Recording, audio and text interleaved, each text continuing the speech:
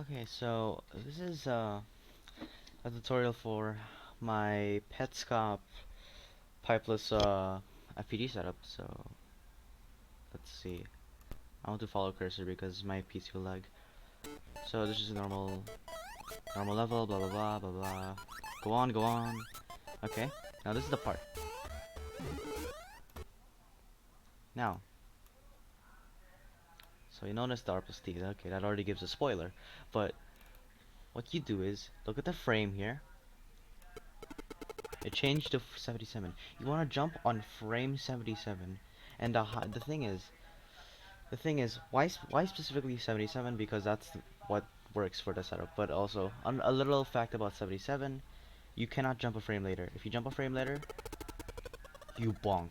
So it's kind of nice to it's kind of possible to know if it's 77 or not. It's like, look, he barely doesn't bonk. You just If you see that part about it, then you've got the setup. And it's a full jump, and you just hold R plus D.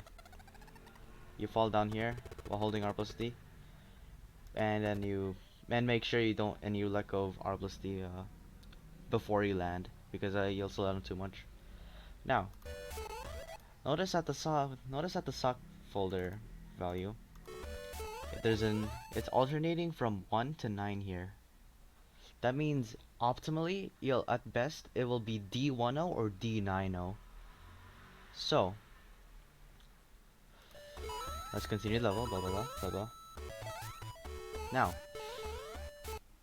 so the thing is, there's more D plus R, but I'll get to that later. Let's pretend it's not there. So the best cases I said were D10 and D90.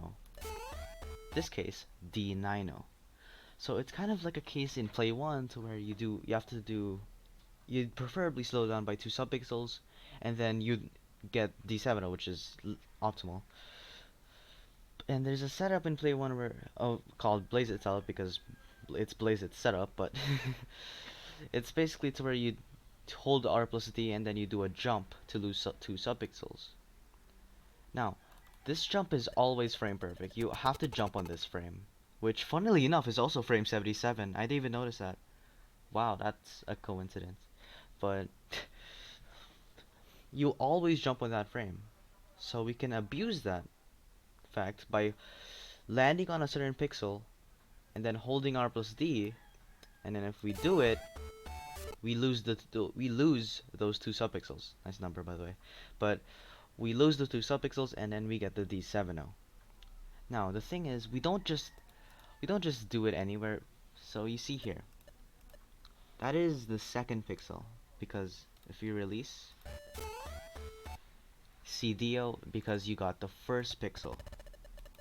Like you see here, he's barely there.